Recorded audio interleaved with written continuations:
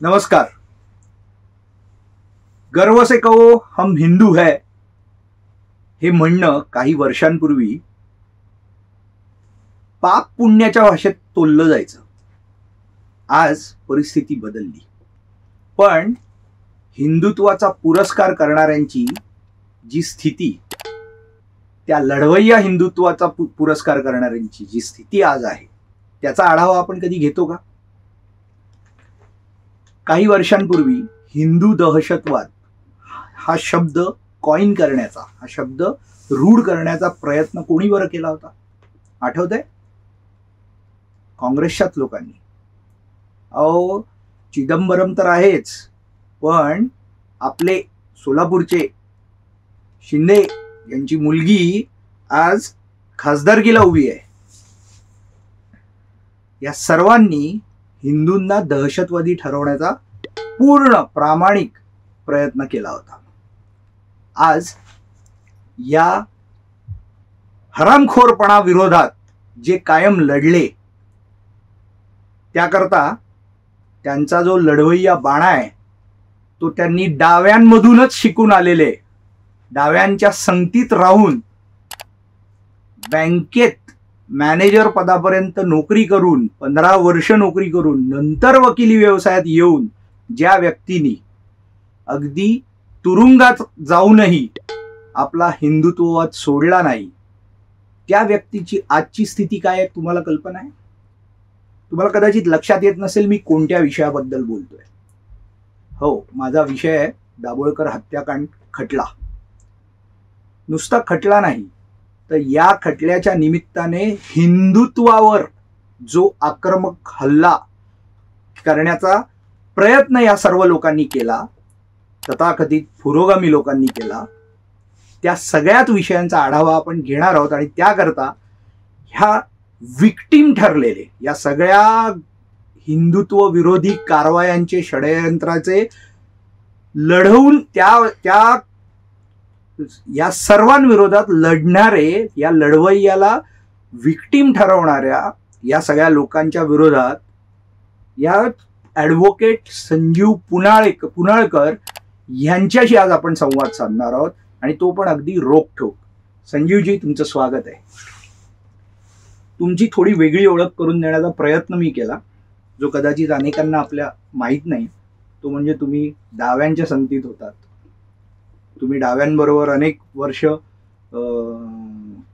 संघटनात्मक लढाया दिलेल्या होत्या, आणि आता तुम्ही पूर्णपणे हिंदुत्ववादी लढाई तर तुम्ही तेव्हापासूनच लढताय। तुमचा घरचा बाणा आणि घरचे संस्कार हिंदुत्ववादी आहेत, पण एकूणच आपण एक एक टप्प्याने या सगळ्या गोष्टींचा आढावा घेऊ। पण आज हा सर्व जो प्रवास आहे, याबद्दल आम्ही तुमच्याकडून जाणून घेऊ इच्छितो।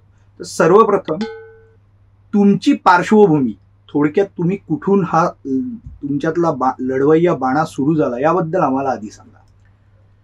माझे वडील मुंबईच्या गिरणीमध्ये होते कामाला, आणि त्यामुळे गिरणी कामगारांच्या लढ्याबरोबर आमचा फार संपर्क आला होता। आणि माझे वडील देखील ट्रेड युनियनमध्ये कार्यरत होते, त्यामुळे सुरुवातीला बँकेमधली जी 15 वर्षाची माझी नोकरी झाली, ज्यामध्ये मी निवृत्तच झालो 15 वर्षानंतर लीगल मॅनेजर म्हणून, त्यावेळेपर्यंत कामगार चळवळ जी आहे त्यामध्ये मी फार पुढाकाराने भाग घेतला। डाव्या संघटना मानल्या जाणाऱ्या संघटनेचा मी एक पदाधिकारी होतो, आणि त्यानुसार मॅनेजमेंट बरोबर, बँकेच्या मॅनेजमेंट बरोबर बोलणी करताना जी टीम असते त्याचाही मी सदस्य होतो। तिथला अनुभव होता, ट्रेड युनियनचे लढे लढलो होतो। त्यामुळे ज्या वेळेला वकील झालो, आणि तेव्हा माझं वय 35 वर्ष होतं, त्यानंतर गेले 2 दशकाहून अधिक काळ माझी वकिली झालेली आहे। तर त्या काळामध्ये माझी पहिली याचिका तीच होती की गरिबांना ट्रीटमेंट मिळावी। मुंबईत बरीच पंचतारांकित इस्पितळं आहेत, ज्यांनी 1-1 रुपयाला नामधारी दराने त्यांनी जमिनी खाल्ल्या, आणि त्यावर गरिबांना ट्रीटमेंट दिली नाही। म्हणून माझी पहिली याचिका तीच होती की गरिबांना तुम्ही फुकट उपचार द्या। आणि त्यानंतर त्यानुसार एक स्कीम तयार झाली, त्यात माझं नावसुद्धा आलं, एक पुस्तिका आहे। मग पुढे काही साखर सम्राट, सहकार सम्राट, शिक्षण सम्राट, महाराष्ट्र सम्राटांचं राज्य आहे, यांनी जे भूखंड गिळंकृत केले त्याच्याविरुद्ध याचिका झाली। अशा प्रकारची याचिका मी केल्या, आणि त्यानंतर आदेशही मिळाले की आज तुम्ही बघाल की प्रत्येक शिक्षण सम्राटाला किंवा सहकार सम्राटाला आपल्या प्लॉटच्या बाहेर एक फलक लावावा लागतो की बाबा ही जमीन मी अशी सरकारने सवलतीने दिलेली आहे, याच्या शर्ती अशा आहेत, किंवा त्यांना नेटवरती कलेक्टरला सगळे घालावं लागतं. म्हणजे लोकांना कळतं की ही यांनी घरी बापजात्यांची यांची कमाई नाही आहे, तर आपल्याच श्रमदात्यांच्या करदात्यांच्या पैशातून आलेल्या आहे. त्यामुळे मग लोक त्यांना उत्तरदायी ठरवून त्यांच्याकडे उत्तर विचारतात, माहितीच्या अधिकार अर्ज करतात. अशा प्रकारचे मी बरेच अर्ज केले. काही कॉलेज वाचवण्यासाठी केले. म्हणजे मुंबईचे एक कॉलेज आहे, चिनाय कॉलेज, ते बंद करून तिकडे मॉल होणार अशा प्रकारचं होतं. मग त्यावेळेला स्टुडंट फेडरेशन ऑफ इंडिया सारख्या संघटनेचं सुद्धा प्रतिनिधित्व वकील म्हणून मी केलं आणि त्यावेळी लढा दिला होता. थोडक्यात म्हणजे जसे माहिती अधिकार कार्यकर्ते असं तसे याचिका कार्यकर्ते आहात तुम्ही. रीट फाईल करण्यात तुमचा हातखंडा कोणी धरू शकत नाही. पण याचा अनेकांना त्रासही झाला आणि या सगळ्यामुळे तुम्ही अनेक शत्रू निर्माण केले. या शत्रूंनीच तुमच्या बाबतीत पुढे जे तुमच्या बाबतीत काही नको त्या गोष्टी घडल्या त्याबाबत आपण सविस्तर बोलणार आहोत. पण त्यापूर्वी एक छोटासा माझा तुम्हाला वैयक्तिक असा प्रश्न, म्हणजे तुम्ही आता एवढं सगळं सांगितलं पण यात एक मोठी आमच्या सर्वांच्या दृष्टीने एक महत्वाची केस म्हणजे आझाद मैदान दंगे. त्याच्यामध्ये तुमचा रोल जो महत्वाचा होता त्याबद्दल आम्हाला थोडं सांगा. नाही, त्या दंग्यात असं झालं होतं की दुर्दैव आहे की आता तो दंगा घडल्याला बरोबर 12 वर्ष आता या ऑगस्टमध्ये पूर्ण होतील. 2012 मध्ये तो झाला होता आणि आजपर्यंत त्यामध्ये चार्जेस फ्रेम करणं म्हणजे ज्याला आपण आरोप निश्चिती म्हणतो ती सुद्धा झालेली नाही. 55 आरोपींना पकडलं, त्यांना जामीन मिळवला. त्यावेळेला म्हणजे 2012 सालीच आमच्या एकच गोष्ट हातात होती की त्याचे जे सूत्रधार होते ते मोकाट फिरत होते, ते राजकारणात फिरत होते. अलीकडे तुम्ही बघितलं की ज्या रझा अकॅडमीवर आरोप झाला त्याला भेटायला आपले काही राजकीय नेते एका पायावर तयार होते. त्यांना बोलावून जेवणावळी देऊन त्यांनी त्यांची भेट घेतली. तर रझा अकॅडमीला एक राजमान्यता होती आणि त्यावेळेला आम्ही एक याचिका केली आणि ज्यामध्ये काही आदेश झाले त्यानुसार त्यांच्याकडून जी काही हानी भरपाई झाली होती ती पूर्ण वसूल करण्याचे आदेश आम्हाला हायकोर्टाच्या हस्तक्षेपामुळे मिळाले आणि त्यानंतर त्या सगळ्यांवरती जबरदंड ठोठावला गेला. त्याविरुद्ध ते अपिलात गेले, त्यांचा सरकारविरुद्ध लढा सुरू राहिला.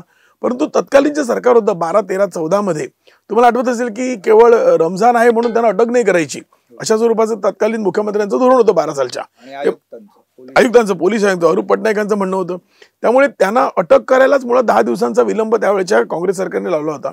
परंतु आमच्या याचिकेनंतर त्यांच्याविरुद्ध सगळ्यांविरुद्ध वसुली सुरू झाली. दुर्दैव आहे की त्यानंतर काही काळ इतर बऱ्याच गोष्टी घडत गेल्या. त्यांचा पुढचा पाठपुरावा करून आरोपींना शिक्षा आम्ही देऊ शकलो नाही.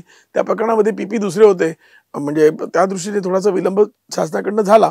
पण मूळ जे सूत्रधार होते त्यांच्याकडून वसुलीचा हुकूम आम्ही घेऊ शकलो, ही खूप आनंदाची गोष्ट होती आमच्यासाठी. अगदी. आता आपण अत्यंत महत्वाच्या ज्वलंत विषयाकडे येऊ.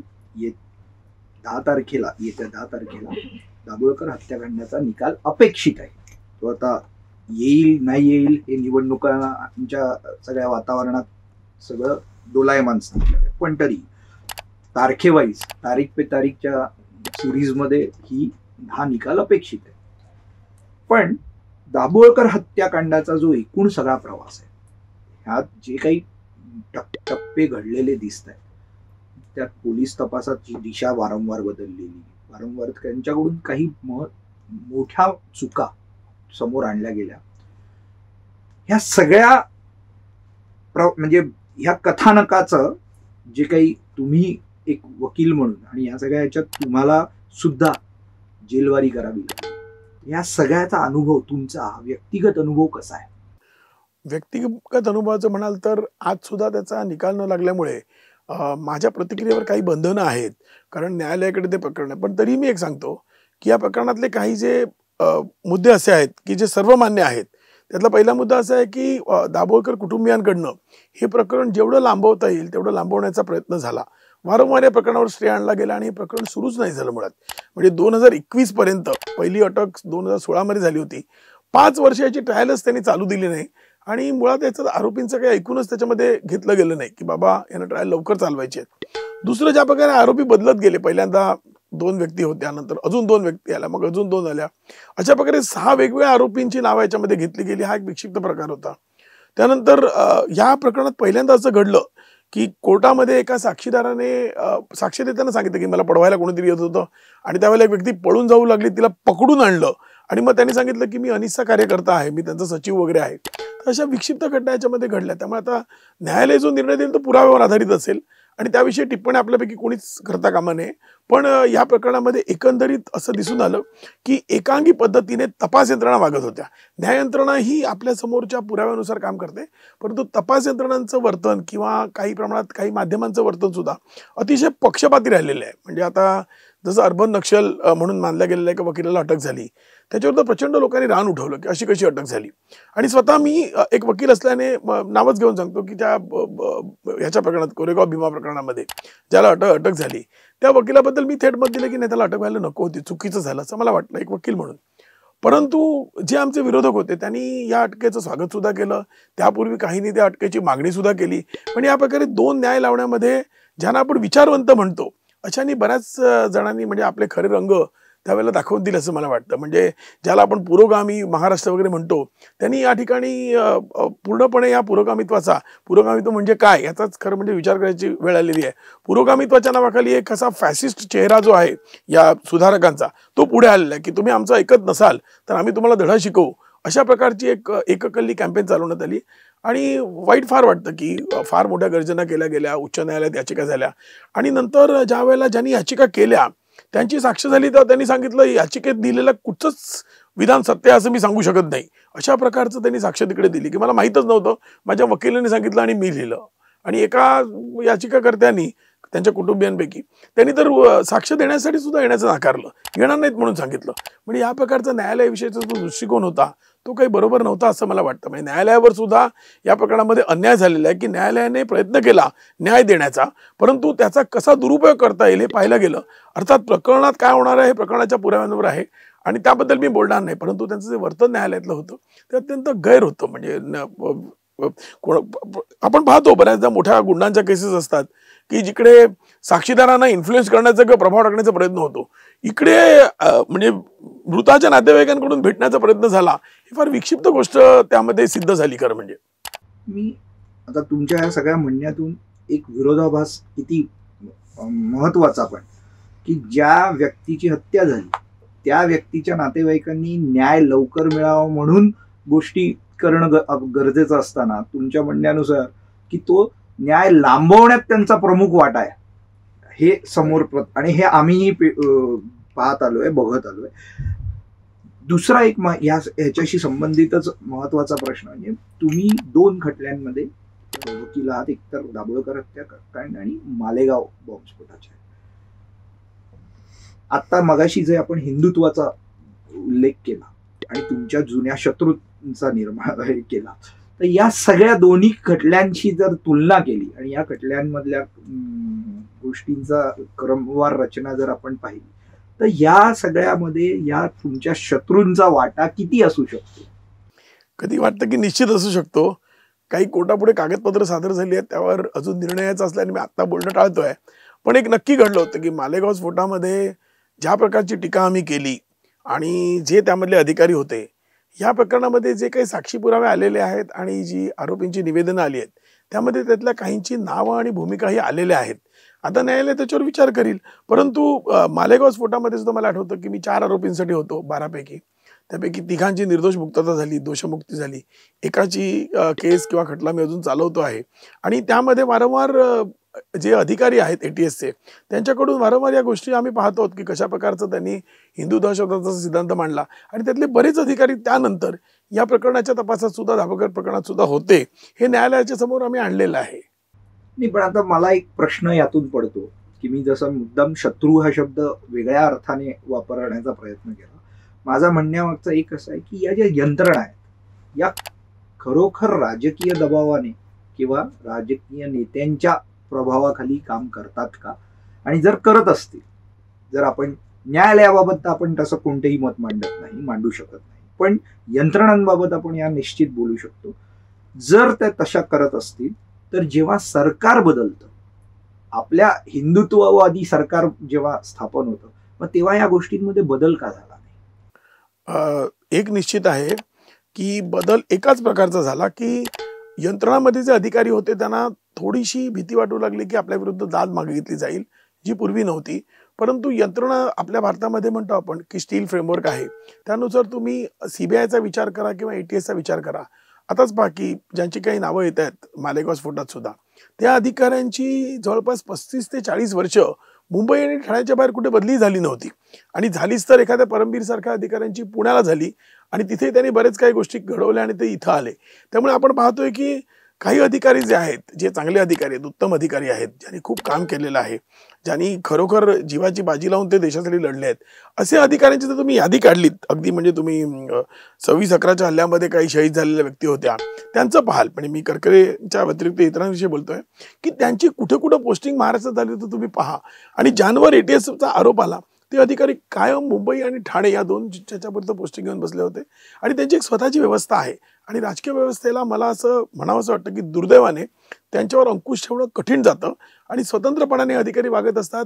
एखाद्या गुन्हेगारी टोळीसारखं त्यांचं काम असतं, आणि यावर पुरेसा अंकुश कुठच्याही राजकारणाने मिळवणं शक्य होत नाही, हे असं दुर्दैवाने म्हणावंसं वाटतं.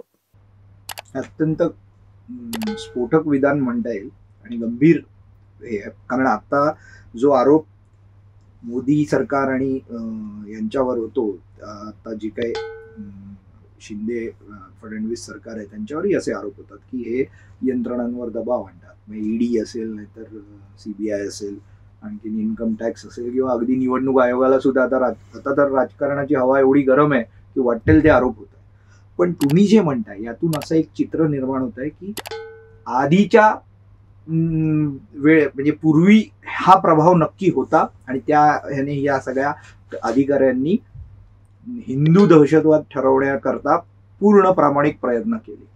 त्याच्यानंतरच्या सरकारने मात्र हा प्रयत्न केलेला फारसा दिसत नाही. याचा एक अर्थ असा काढता येईल की या यंत्रणांवर सध्याच्या सरकारने म्हणावा तितका प्रभाव टाकलेला नाही, किंवा त्यांना काही कामं करायला लावलेली नाही, ती त्यांना त्यांच्या पद्धतीने करू दिली, असा अर्थ काढता येईल. निश्चितपणे काढता येतो. म्हणजे थेट दबाव या सरकारचा नाही आहे, आणि कधी कधी असं वाटतं की त्याचा गैरफायदा घेतला जातो आहे. म्हणजे अमुक एक करा असा दबाव नाही आहे, पण पूर्वीच्या कृत्यांबद्दल उत्तरदायी ठरवण्यासाठी काही होत नाही. परंतु या सरकारचा दबाव नाही हे निश्चित या काळामध्ये नाही आहे. गेल्या 10 वर्षात आम्ही पाहतो की दबाव दिसून येत नाही कुठे.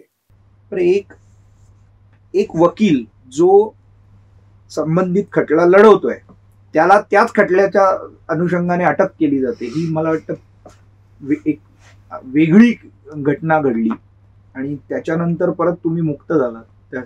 या सगळ्या याच्यामध्ये हे नक्की, म्हणजे तुम्ही अर्थात वकिलात म्हटल्यावर तुम्ही कारण शोधायचा तर नक्कीच प्रयत्न केला असेल की हे आपल्या बाबतीत असं का घडलं आणि याला जबाबदार कोण.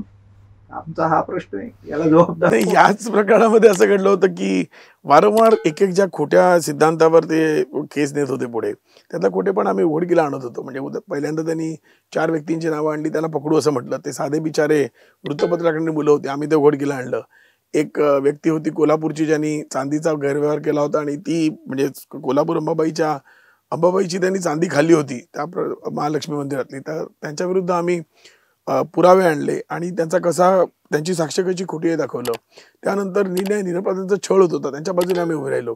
त्यामुळे त्यातल्या काही अधिकाऱ्यांना निश्चितपणे असं वाटलं की या प्रकारे या वकिलाविरुद्ध साक्ष घेतली तर आपण त्याला अडकवू शकू. पण तुम्हाला एक गोष्ट मी सांगतो की त्यांनी एका आरोपी जो होता शरद कळसकर, त्याच्या तोंडामध्ये एक विधान दाखवलं की त्याला शस्त्र टाकायला मी सांगितलं, अशा स्वरूपाची साक्ष आहे असं त्यांचं म्हणणं होतं.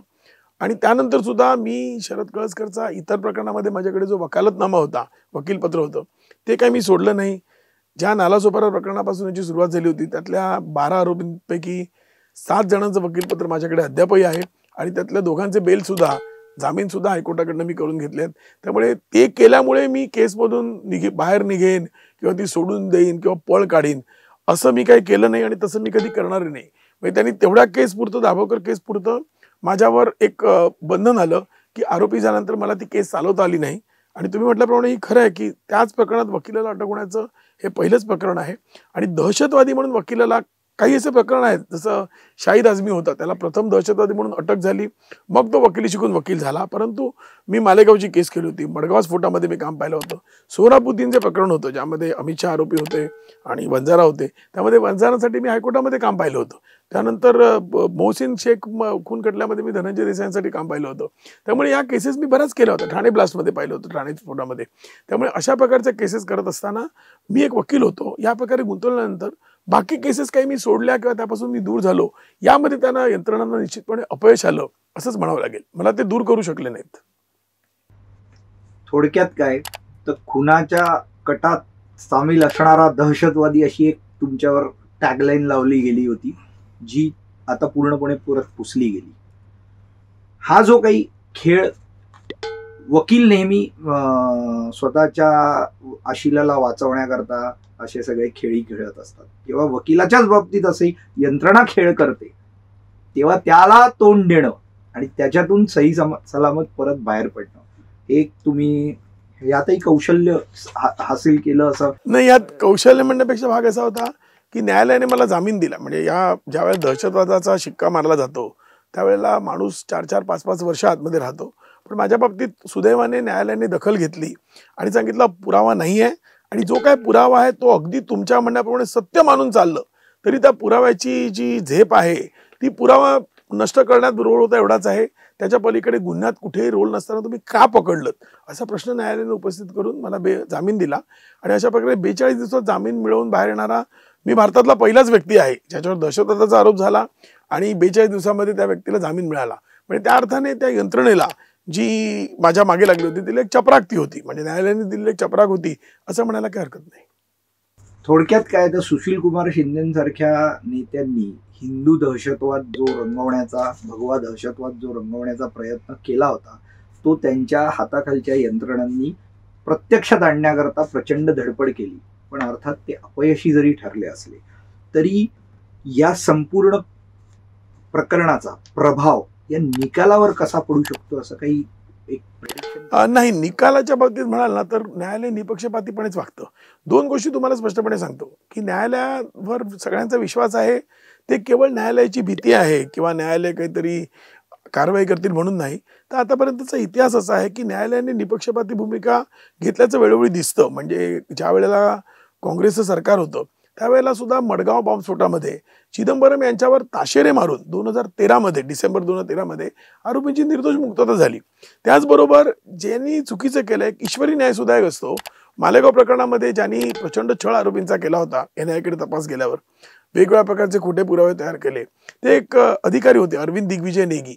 पुढे काही वर्षानंतर गेल्या मला वाटतं 7-8 वर्षापूर्वी पाकिस्तानला सिक्रेट्स पुरवतायत किंवा गुपितं विकतायत म्हणून त्यांना अटक झाली. म्हणजे लोकांसाठी पण हे विचारात घेण्यासारखं आहे की त्या अधिकाऱ्याला प्रामाणिक म्हणून त्याला मेडल देण्यात आलं होतं, त्याचा सत्कार करण्यात आला होता आणि शेवटी असं निघालं की त्याने पाकिस्तानसाठी हेरगिरी केली होती. आता जर त्याने पाकिस्तानसाठी 2016 मध्ये हेरगिरी केली होती तर मग अशा अधिकाऱ्यांनी जे काही निष्कर्ष 2011 मध्ये किंवा 12 मध्ये 11 ते 16 या काळामध्ये NIA कडे तपास असताना त्यांनी पुरवणी जे आरोपपत्र आहे ते सादर केलं नव्हतं आणि या आरोपींना जेलमध्ये सडवलं होतं. त्यामुळे त्याचा एक ईश्वरी न्याय झाला. या प्रकरणात सुद्धा आम्हाला अपेक्षा आहे की न्यायालयाकडनं जो न्याय व्हायचा आहे तो न्यायालय देईल. याशिवाय ईश्वरी न्यायाची सुद्धा आम्हाला अपेक्षा आहे आणि तो न्याय एक ना एक दिवस निश्चित होईल. परमवीर सिंग सुद्धा उदाहरण आहे त्याचं. त्यांना तर ईश्वरी न्याय म्हणजे तो न्याय तेच भोगतायत आता. आज परमवीर सिंगांची अवस्था जी आहे ती तोंड दाबून मुक्याचा मार असा आहे. आणि तुम्हाला एक गोष्ट सांगतो कारण ती रेकॉर्डला आलेली आहे की त्यांचे जे जवळचे निकटचे जे सहकारी होते सुनील माने यांचं सुद्धा नाव नंतर दाभोळकर प्रकरणामध्ये आलं की त्यांचा तपासात कसा सहभाग होता, कारण त्यांच्याशी आमचं थेट वैर त्यावेळेला आलं होतं या तपासामध्ये. आणि सुनील माने, रवींद्र डोईफोडे यांची सुद्धा नावं यामध्ये आली. म्हणजे हे अधिकारी परमवीर सिंगांचे सहकारी होते आणि त्यांची सुद्धा नावं या तपासामध्ये आता आलेली आहेत. दाभोळकर प्रकरणाचा निकाल हा निपक्षपाती लागेल आणि न्यायच होईल ही आपण अपेक्षा ठेवू. पण शेवट एक जाता जाता तुम्हाला एक प्रश्न विचारायचा आहे. तुम्ही बेकायदा मशिदींविरोधात एक लढा उभारला होता, म्हणजे याचिकेच्याच माध्यमातून, आणि मशिदींवरच्या भोंग्यांचा, बेकायदा भोंग्यांच्या विरोधात सुद्धा तुम्ही पोलिसांना कारवाई करणारा आदेश दिला. पण काय स्थिती आहे आज? अद्यापही वाईटच आहे. काय झालं होतं की आम्ही हडपसरची एक मशीद आहे ती जुनी होती पण ती पूर्ण बेकायदा होती आणि त्याचा आकार वाढत चालला होता. तर हे मला वाटतं भारताच्या इतिहासातलं पहिलंच उदाहरण होतं की आम्ही उच्च न्यायालयात गेलो, याचिका केली, आदेश घेतला आणि ती मशीद बुलडोझर पाडून तोडली. त्यावेळेला त्याच्या बातम्या कोणी दिल्या नाहीत कारण कायदेशीर मार्गाने आज बुलडोझर वापरतात वगैरे टीका चालू आहे, ती तोडली. दुसरं उदाहरण असं होतं की आता असं म्हणतात भोंगा, त्याबद्दल आम्ही याचिका केली आणि असं घडलं होतं, हे नॅरेटिव्ह म्हणाल तर, की गणेशोत्सवामध्ये भोंगाचा त्रास होतो त्याबद्दल हिंदू संघटना सुद्धा आवाज उठवतात, सांगतात की नाही गोंधळ होऊ नये, शांतपणे साजरा करा. परंतु जणू काही हिंदूच करतात असे एक नॅरेटिव्ह होतं आणि त्यावर याचिका होत होत्या, रोज बातम्या त्याच्या लागत होत्या. तर आम्ही त्याला भोंग्याची पिटिशन केली की हे भोंगे मशिदीवरचं काय चाललंय, सकाळी काय ऐकतो आम्ही 5 वाजता 6 वाजता, आणि त्यामध्ये दोघांमध्ये सामायिक आदेश झाला की भोंगे तुम्ही थांबवा, पण दुर्दैवाने तुम्ही म्हणता तसं त्याचा अंमलबजावणी काय त्याची झाली नाही आणि हे दुर्दैव आहे. म्हणजे यंत्रणांनी तो आदेश पूर्णपणे धाब्यावर बसवला. इतकंच नव्हे तर काही ठिकाणी, म्हणजे मी नावं घेऊन सांगतो, मुंबईतलं गोवंडी आहे, कुर्ला आहे, या ठिकाणी ज्यावेळेला लोकांनी माहितीच्या अधिकारात विचारलं की ही याचिका झाली मग भोंगे का नाही निघाले, त्यांनी अक्षरशः निर्लज्जपणे उत्तर दिली की कायदा आणि सुव्यवस्थेचा प्रश्न निर्माण होईल म्हणून आम्ही यावर कारवाई करू शकत नाही. म्हणजे अशा प्रकारची अजूनही यंत्रणांची जी तुम्हाला निब्बर अशा प्रकारची वृत्ती दिसते, तिचा अद्यापही अनुभव सगळ्यांनाच येतोय. म्हणजे ज्या वेळेला आपली वेळ येते हिंदूंची, त्यावेळेला अत्यंत एक नॅरेटिव्ह क्रिएट केलं जातं, एक प्रचार चालवला जातो आणि त्यांच्या बाबतीत या बातम्या सुद्धा खरं म्हणजे कुठे येत नाहीत की ज्या प्रकारे यंत्रणा पक्षपातीपणे वागतायत. आज सुद्धा मुंबईत भोंगे सुरू आहेत आणि खरोखर दुर्दैवाची गोष्ट आहे. आणि राजकीय नेत्यांकडून सुद्धा जे पाठबळ मिळायला पाहिजे ते आपल्याला मिळत नाहीये. जसं की मुंबईमध्ये तुम्ही बघाल की आपण म्हणतो मी कामगार चळवळीत होतो, एक प्रश्न आहे की मुंबईच्या मध्य भागामध्ये, साऊथ मुंबईमध्ये, मुंबई कामगारांचं शहर आहे, तर ITI आहे, टेक्नॉलॉजिकल इन्स्टिट्यूट, त्याच्यासाठी दिलेली जागा उर्दू अकॅडमीला पण दिलेली आहे आणि उर्दू अकॅडमीला देऊन त्याचं रूपांतर उर्दू अकॅडमी करण्याचा निर्णय झाला. त्याच्याविरुद्ध न्यायालयीन लढा झाला. त्यानंतर आत्ताच्या सरकारने तो बदलला निर्णय आणि पुन्हा ते देण्याचं सुरू आहे आणि त्यावर बरंच गुन्हा सुरू आहे काही राजकीय नेत्यांकडनं. तर मला गंमत वाटते की कामगार वस्तीत एक व्यक्ती आहे, नेता आहे आणि कामगार वस्तीत कामगारांचं, आज प्लंबर, फिटर, इलेक्ट्रिशियन, ह्या सगळ्या नोकऱ्या तुम्हाला त्या सर्टिफिकेटच्या आधारे मिळतात. NCTVT किंवा ITIचं सर्टिफिकेट असेल तर मराठी मुलांना नोकऱ्या मिळतात, रेल्वेत मिळतात, माझगाव डॉकमध्ये मिळतात. हा नोकरीचा रस्ता बंद करून तिथे उर्दू भवन उभारण्याचा किंवा उर्दू अकॅडमी उभारण्याचा जो निर्णय आहे तो देखील आज मुंबईसारख्या शहरामध्ये होत आहे. आणि इथं तुम्हाला गंमत सांगतो, हे जे पुरोगामी लोक आहेत हे याबद्दल आवाज नाही उठवत. ते म्हणतात राम मंदिर कशाला हवं, तिकडे इस्पितळ काढा. परंतु ITI बंद करून लाखो विद्यार्थ्यांचं भवितव्य उद्ध्वस्त करण्याचा जो निर्णय घेतलाय, तिथे उर्दू भवन कशाला पाहिजे? उर्दू शिकून कोणाचं भलं झालंय? शिका ना उर्दू. तुम्ही जा अलीगडला शिका, मुंबई विद्यापीठात शिका, तुमच्या शाळा कॉलेजात शिका. ITIची चांगली भक्कम माझगाव सारख्या ठिकाणची जागा तर तुम्ही देणार असाल उर्दू भवनला, तर हे काय आहे? हे तुष्टीकरण आहे. परंतु आज यावर कोणी बोलायला तयार नाही. आणि या प्रकारे कामगारांचं शहर आहे आणि कामगारांच्या शहरामध्ये म्हणजे होतं असं की कामगारांचे प्रश्न मांडायचे म्हणजे हिंदूंच्या विरोधात बोलायचं, अशी एक फॅशन झाली आहे. जेवढे आज हे तथाकथित विचारवंत सांगतात त्यांनी यावर आपलं ठाम मत द्यायला पाहिजे. आम्हाला उर्दू भवन नको आहे, आम्हाला तिकडे ITI पाहिजे, गरीब मराठी मुलांना नोकऱ्या मिळायला पाहिजेत, कामगारांचं कल्याण झालं पाहिजे. हे म्हणायला एकही पुरोगामी नेता तयार नाही. कुठे निर्भय बनवाले बोलतात. माझं म्हणणं आहे निर्भय बनवाल्यांनी इथं मुंबईत सभा घ्यावी आणि सांगावं की उर्दू भवनला विरोध आहे, परंतु त्यांची दातखीळ बसलेली आहे. ते निर्भय बनव नाही, ते निर्भय बानो आहेत. त्यामुळे त्यांच्या बाबतीत न बोललेलं बरं. असो, संजीवजी तुम्हाला या निकालाबद्दल खूप शुभेच्छा की तुमच्या बाजूने निकाल येवो आणि या पुढच्या तुमच्या सर्व लढाईत तुम्हाला या प्रकारचं कोणतेही संकट तो फेस करावी लागू नये ही आमची मनोमन इच्छा आहे. आणि तुम्हाला आता हिंदुत्वाची नवनवी शिखरे पादांकरात करता यावीत याकरता खूप खूप शुभेच्छा. धन्यवाद. धन्यवाद. धन्यवाद. थोडक्यात काय तर हिंदुत्वाचा लढा अशा कट्टर हिंदुत्ववादी सैनिकांमुळे पुढे लढला जातो आणि तो आपण यशस्वी होतो. हिंदू राष्ट्राच्या वाटेवर असणाऱ्या या सैनिकांना यश लाभणार आहे ही खात्री आहे. आणि त्याकरता आता परिस्थिती बदलत आहे, वारे वाहू लागलेले आहेत हिंदुत्वाचे, हेच आता सगळ्यांना दिसून येत आहे. खूप खूप धन्यवाद.